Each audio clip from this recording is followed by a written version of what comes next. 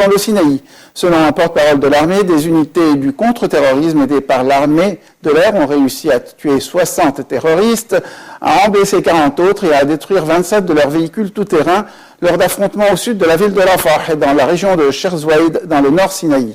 Ansar Bet el-Maqdes, branche de Daesh, mène des attentats contre la police et l'armée dans la péninsule du Sinaï depuis la destitution du président islamiste Mohamed Morsi en 2013. La semaine dernière, Daesh a revendiqué une attaque dans le Sinaï qui avait fait 15 morts dans les rangs de la police. Les procureurs égyptiens ont demandé le placement en garde à vue de 4 personnes en relation avec le meurtre de Giulio Regeni. Cet étudiant italien avait disparu le 25 janvier en plein cœur du Caire et son corps avait été retrouvé 9 jours plus tard en bordure d'autoroute dans la banlieue de la capitale, atrocement mutilé et torturé.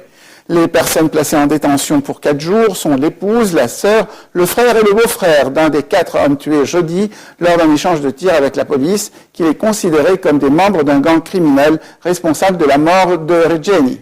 Ces 4 suspects sont accusés d'avoir dissimulé un crime et d'être en possession de matériel volé.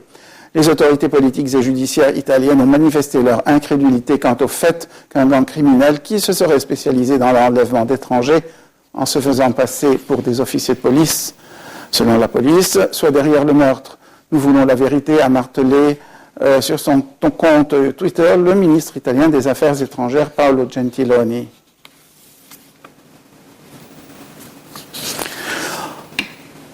En Syrie, l'armée resserrait les taux aujourd'hui sur les terroristes à Palmyre avec l'appui des forces russes largement engagées dans la bataille et dont l'appui avait permis la reconquête d'une grande partie de cette ville du centre